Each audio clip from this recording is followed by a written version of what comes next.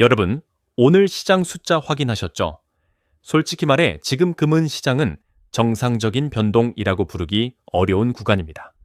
은이 하루에 6% 움직였습니다. 주식도 아닌 원자재가 하루에 6%라면 이건 단순한 상승장이 아니라 포지션이 흔들리는 장입니다. 금도 마찬가지입니다. 온스당 5,100달러를 넘겼고 장중에는 5,105달러부터 5,160달러까지 구간에서 강하게 버티는 흐름이 나왔습니다. 많은 분들이 지금 같은 질문을 하십니다. 지금 사야 합니까? 늦은 거 아닙니까? 내일은 더 오릅니까? 아니면 꺾입니까?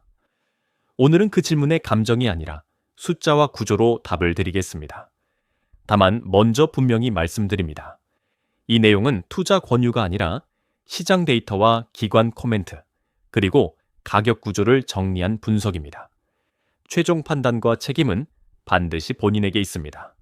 자, 오늘 시장을 한 문장으로 정리하면 이겁니다. 달러가 무너졌고 그 빈자리를 금과 은이 채우고 있다. 핵심 지표는 DXY입니다. 달러 인덱스가 97.5 부근 사실상 4년 내 최저 수준까지 내려왔습니다. 금과 은은 달러로 가격이 매겨집니다. 달러 가치가 내려가면 같은 금속을 사기 위해 더 많은 달러가 필요해지고 그 결과 가격이 올라갑니다. 이건 교과서적인 메커니즘이죠. 문제는 지금이 깔끔한 달러 약세가 아니라는 겁니다. 달러가 약해지면서도 하루하루 흔들립니다. 이 흔들림이 금과 은의 변동폭을 더 키웁니다. 그래서 오늘처럼 금이 1% 오를 때 은이 6% 튀는 장이 나오는 겁니다.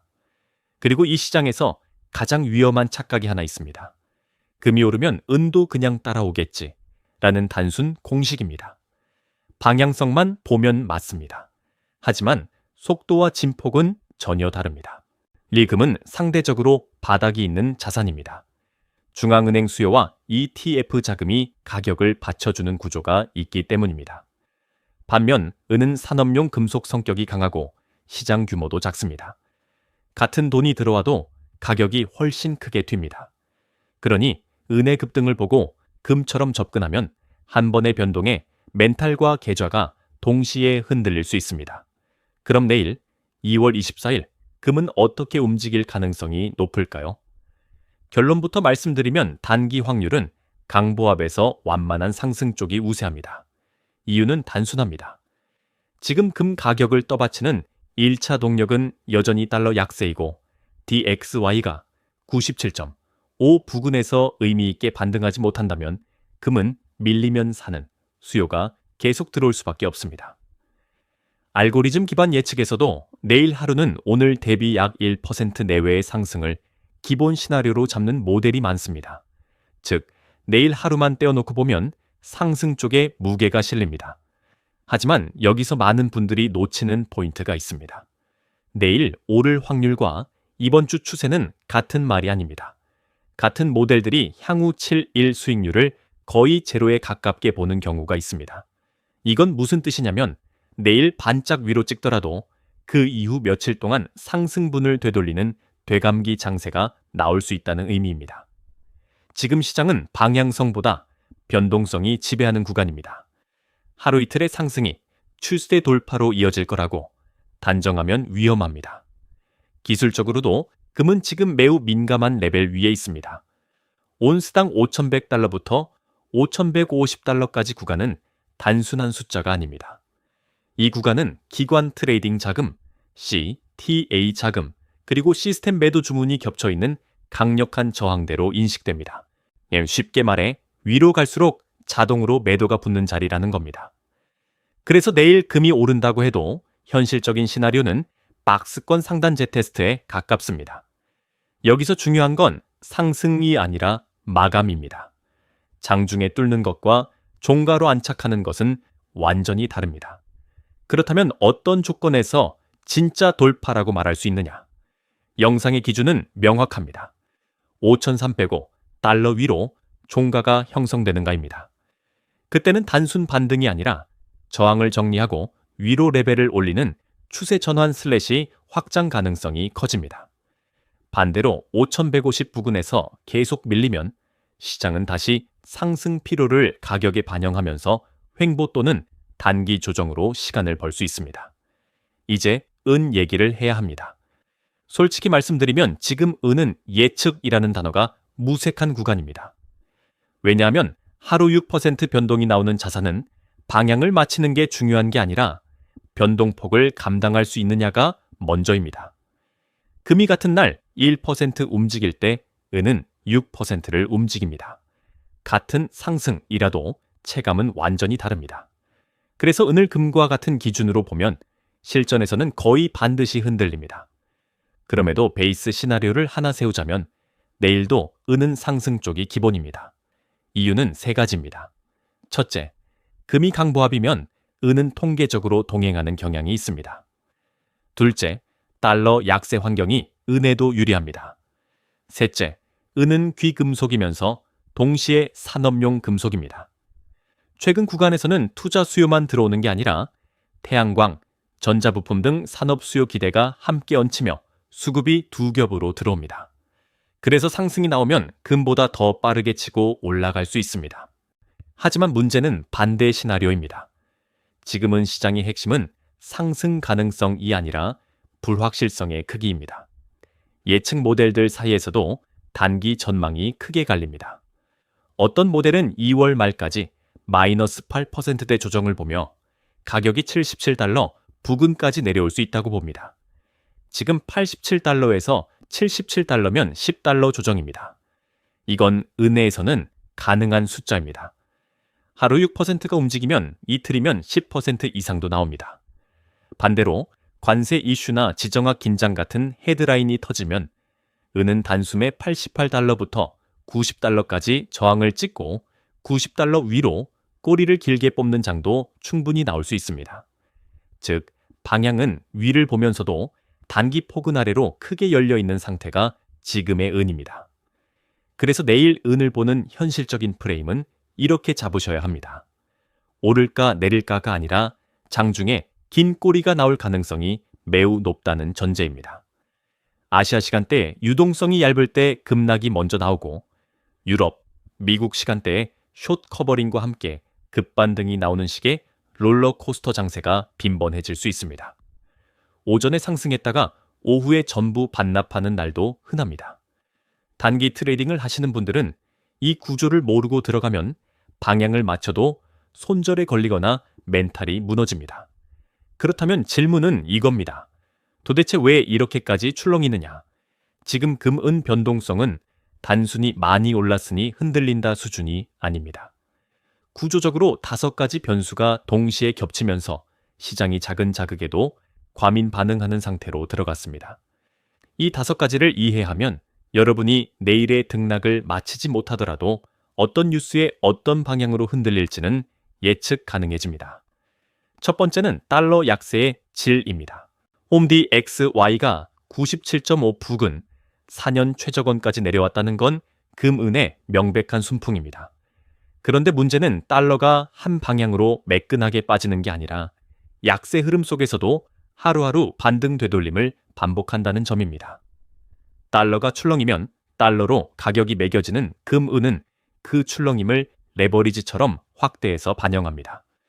그래서 같은 약달러 장에서도 변동폭이 비정상적으로 커집니다. 두 번째는 연준 기대의 흔들림입니다. 금은 결국 실질 금리와 기대 인플레이션, 그리고 정책 경로에 반응합니다. 그런데 지금 시장은 언제, 얼마나, 몇 번 금리를 내릴지에 대한 컨센서스가 매일 바뀝니다. 물가 지표가 강하면 인하 기대가 줄면서 금이 눌리고 고용이 약하면 인하 기대가 커지면서 금이 튑니다. 이번 주처럼 미국의 경제 지표가 연달아 쏟아지는 구간에서는 지표 하나가 나올 때마다 금, 은이 즉시 재가격됩니다. 세 번째는 정책 뉴스, 특히 관세 이슈입니다. 관세 강화, 협상 기대, 예외 적용, 추가 조치 같은 헤드라인 한 줄이 위험 자산 달러 금리에 동시에 영향을 주면서 금은도 흔들립니다. 게다가 정책 방향이 명확하게 고정된 게 아니라 발언과 해석에 따라 시장 반응이 크게 갈리는 구간입니다. 이런 장에서는 예측 모델보다 헤드라인이 더 빠릅니다. 네 번째는 지정학 리스크입니다. 중동 긴장, 러시아, 우크라이나 전선 같은 뉴스가 뜨면 안전자산 선호가 순간적으로 폭발합니다. 여기서 핵심은 단순 매수만 들어오는 게 아니라 숏 포지션 청산이 동시에 일어난다는 점입니다. 이 두 가지가 겹치면 금은은 짧은 시간에 몇 퍼센트가 아니라 수퍼센트로 튑니다. 다섯 번째는 시장 구조와 유동성입니다. 2월 중순 이후 특정 기간에는 아시아 수요가 비어있는 시간대가 길었고 서방 선물 시장 중심으로 가격이 형성되면서 유동성이 얇아졌습니다. 유동성이 얇으면 작은 주문도 가격을 크게 밀어버립니다. 여기에 레버리지 포지션이 많이 쌓여 있으면 작은 하락이 강제 청산 연쇄로 번지면서 변동성을 더 키웁니다. 지금이 바로 그 구조에 가깝습니다. 지금 같은 고변동 구간에서 가장 중요한 건 감이 아닙니다. 레벨을 기준점으로 삼는 것입니다. 내일 가격이 오르든 내리든 여러분이 대응을 흔들리지 않게 하려면 최소한의 숫자는 손에 쥐고 있어야 합니다. 그래서 오늘은 2월 말까지 계속 참고할 수 있는 금은 핵심 저항 / 지지 구간을 정리해 드리겠습니다. 이 숫자들은 맞히기용이 아니라 대응용입니다. 먼저 금입니다. 위쪽으로는 5,100달러부터 5,150달러까지가 1차 저항입니다. 이 구간은 단순히 고점이라서가 아니라 기관 매도 주문과 시스템 물량이 겹쳐 있는 자리입니다. 따라서 장중에 5,150을 순간 돌파하는 건 가능하지만 종가로 안착하지 못하면 다시 밀릴 확률이 높습니다. 여기서 한 단계 더 중요한 확인 조건이 있습니다. 5,305달러 위로 종가가 형성되는가입니다. 이 레벨 위로 마감이 나온다면 그건 단순 반등이 아니라 저항을 정리하고 위로 레벨을 올리는 추세 돌파 신호가 될 수 있습니다. 반대로 5,100에서 5,150에서 계속 막히면 시장은 다시 박스권 상단에서 시간을 벌면서 단기 조정이나 횡보로 에너지를 재축적할 수 있습니다. 아래쪽 레벨도 반드시 기억하셔야 합니다. 금의 1차 지지선은 4,800달러부터 4,850달러까지입니다. 이 구간은 단기 눌림이 나올 때 가장 먼저 반응이 나올 수 있는 첫 번째 방어선입니다. 만약 이벤트성 악재나 이익 실현 매물로 이 구간까지 내려온다면 시장은 여기에서 매수 매도 힘겨루기를 하며 방향을 다시 잡으려 할 가능성이 큽니다. 그리고 더 깊은 조정이 온다면 핵심 지지로 보는 레벨이 4,650달러입니다. 기술적으로는 되돌림 구간의 중심축으로 거론되는 자리이고 수급 측면에서도 진짜 매수대기가 상대적으로 두텁게 쌓일 수 있는 구간입니다. 다만 이 레벨은 위험이 없는 안전지대가 아닙니다. 고변동 구간에서는 지지선도 순간적으로 깨질 수 있습니다. 그래서 여러분은 레벨을 외우는 것과 동시에 어느 레벨에서 포지션을 줄일지도 함께 정해야 합니다. 이제 은입니다. 은은 금보다 레벨 간격이 넓고 같은 구간에서도 진폭이 훨씬 큽니다. 위쪽 저항은 88달러부터 90달러까지입니다. 여기서 강하게 막히면 하루에도 크게 되밀릴 수 있고 반대로 헤드라인 숏 커버링이 붙으면 90달러 위로 꼬리를 길게 뽑는 장도 가능합니다. 아래쪽 1차 지지는 80달러부터 82달러까지 그리고 핵심 지지는 77달러 부근입니다. 지금 87달러대에서 77달러까지는 큰 폭으로 느껴지지만 은에서는 변동성만 보면 가능한 거리입니다. 이제 가장 실전적인 파트로 들어가겠습니다. 그래서 지금 사야 합니까? 더 기다려야 합니까? 이 질문에 대한 답은 하나로 정리됩니다. 추격 매수하지 마라. 눌릴 때 분할로 접근하라. 지금처럼 하루 변동폭이 커진 구간에서 몰빵은 가장 위험한 선택입니다.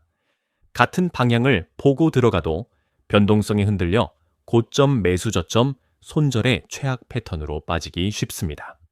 그래서 저는 매수 타이밍을 3가지 시나리오로 나눠서 조건이 충족될 때만 대응하시라고 말씀드립니다. 첫 번째 시나리오는 강한 돌파입니다. 금이 5,150달러를 확실히 넘어서고 단순히 장중 스파이크가 아니라 가격이 그 위에서 버티는 흐름이 확인되는 경우입니다. 여기서 많은 분들이 실수합니다. 뚫었다는 순간 흥분해서 바로 따라 들어갑니다. 그런데 돌파 직후에는 거의 예외 없이 되돌림이 한 번 나옵니다. 시장은 돌파를 확인하는 과정에서 이전 저항을 지지로 바꾸는 테스트를 합니다. 그래서 이 시나리오에서의 원칙은 명확합니다. 돌파 직후 추격 금지, 오히려 5150을 넘긴 뒤 되밀려서 5050부터 5100 구간을 다시 테스트할 때 그때 소량으로 들어가는 게 훨씬 안전합니다. 돌파를 확신으로 바꾸는 구간에서 진입해야 변동성에 덜 휘둘립니다. 두 번째 시나리오는 정상 조정입니다. 이벤트나 이익 실현 매물로 금이 4,750달러부터 4,850달러까지 구간으로 내려오는 경우입니다. 이 구간은 앞에서 정리한 1차 지지대와 겹치며 시장이 과열을 시키면서도 추세를 유지할 수 있는 기본 눌림 자리입니다. 여기서의 전략은 1차 분할 매수입니다. 전체 계획 물량의 30%부터 40%까지를 이 구간에서 투입합니다. 핵심은 여기서 끝내지 않는다는 겁니다. 남은 물량을 반드시 남겨둬야 합니다. 왜냐하면 고변동 구간에서는 정상 조정이 깊은 조정으로 확장될 수 있기 때문입니다. 세 번째 시나리오는 깊은 조정입니다. 예상치 못한 악재, 레버리지 포지션의 연쇄 청산 혹은 달러 금리의 급반전으로 금이 4,650달러, 더 깊게는 4,500달러부터 4,550달러까지 내려오는 경우입니다. 이 구간이 핵심 매수 구간으로 거론되는 이유는 단순합니다. 시장이 공포로 과하게 흔들릴 때 장기 수요가 가격을 다시 끌어올릴 여지가 커지기 때문입니다. 다만 여기서도 한 방의 끝은 금지입니다. 남은 60%부터 70%까지 물량을 분할로 투입해야 합니다. 하락이 멈추는 신호가 확인되기 전까지는 여러 번에 나눠 들어가야 평균 단가와 리스크가 동시에 관리됩니다. 그리고 중요한 안전장치가 하나 있습니다. 만약 핵심 레벨을 명확히 하회하는 흐름이 나오면 그때는 버티기가 아니라 포지션 축소 / 리스크 재점검을 해야 합니다. 이제 단기 변동성을 한 걸음 뒤로 두고 중장기 그림을 보겠습니다. 많은 분들이 지금 시장을 보면서 너무 올랐다, 이제 끝 아닌가 라고 생각하시는데 기관 쪽의 기본 시각은 조금 다릅니다. 요약하면 이렇습니다. 지금은 전부 팔고 나오는 구간이라기보다 조정이 올 때 물량을 확보해가는 구간이라는 쪽에 무게가 실립니다. 물론 단기적으로는 흔들릴 수 있습니다. 하지만 몇 달부터 1년 단위로 보면 금과 은을 밀어올리는 구조적 요인들이 아직 꺼지지 않았다는 게 핵심입니다. 우선 금부터 보죠. 금은 다른 자산과 달리 수요의 바닥이 상대적으로 단단합니다. 이유는 중앙은행 수요 때문입니다. 각국 중앙은행은 외환 보유액을 다변화하는 과정에서 금을 꾸준히 매입합니다. 이 수요는 가격이 오르든 내리든 일정하게 들어오는 성격이 강합니다. 여기에 ETF를 통한 기관 자금이 붙으면 금은 투기만으로 움직이는 시장이 아니라 구조적 수요가 받쳐주는 시장이 됩니다. 그래서 금은 조정이 와도 낙폭이 상대적으로 제한되는 경우가 많습니다. 지금처럼 달러 약세 흐름이 유지되고 지정학 불확실성이 완전히 해소되지 않는다면 금의 중장기 상방 압력은 쉽게 꺼지기 어렵습니다. 반면 은 성격이 다릅니다. 은은 귀금속이면서 동시에 산업용 금속입니다. 태양광 패널, 전자부품, 반도체, 의료기기 등 실제 수요가 존재합니다. 이 말은 무엇이냐면 은은 금보다 경기 흐름에 더 민감하다는 뜻입니다.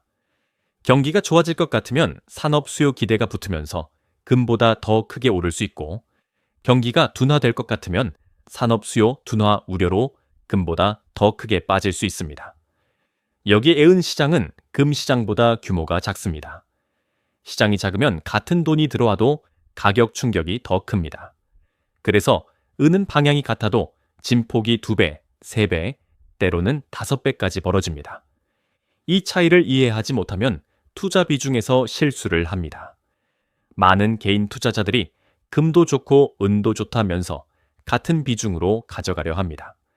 그런데 실전에서는 그 순간 포트폴리오 변동성이 은 쪽으로 쏠립니다. 은은 수익도 크지만 리스크도 큽니다. 그래서 교과서적인 접근은 변동성을 감안해 은 비중을 금보다 낮게 가져가는 겁니다. 금을 기둥으로 두고 은은 공격적인 위성으로 두는 식이죠. 특히 지금처럼 하루 변동폭이 비정상적으로 커진 구간에서는 더 그렇습니다. 그리고 3월로 넘어가면 이벤트가 더 많아집니다. 미국 고용지표, 연준 인사 발언, 관세 관련 추가 뉴스 등 변동성을 키울 재료가 계속 대기하고 있습니다. 중요한 건 이벤트가 많다는 사실 자체가 변동성을 유지시키는 원인이라는 겁니다. 그래서 지금 시점에서 가장 강력한 무기는 전망이 아니라 시나리오입니다. 어디까지 오르면 일부 익절할지, 어디까지 빠지면 추가 매수할지, 어디를 깨면 리스크를 줄일지, 이 세 가지를 숫자로 정해둔 사람과 감으로 대응하는 사람의 결과는 시간이 갈수록 크게 벌어집니다.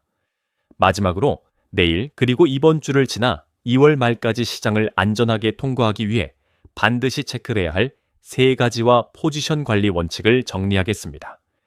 지금은 전망이 아니라 체크리스트가 계좌를 지켜주는 구간입니다. 하루에 수퍼센트씩 흔들리는 장에서는 마치는 사람보다 준비된 사람이 살아남습니다. 첫 번째 체크는 미국 국채 금리와 달러 인덱스입니다. 이 두 지표가 동시에 강해지면 금과 은에는 하방 압력이 작용합니다. 특히 실질 금리 쪽이 튀면 금은 바로 눌릴 수 있습니다. 반대로 금리와 달러가 둘 다 약세를 보이면 금은은 추가 랠리의 문이 다시 열립니다.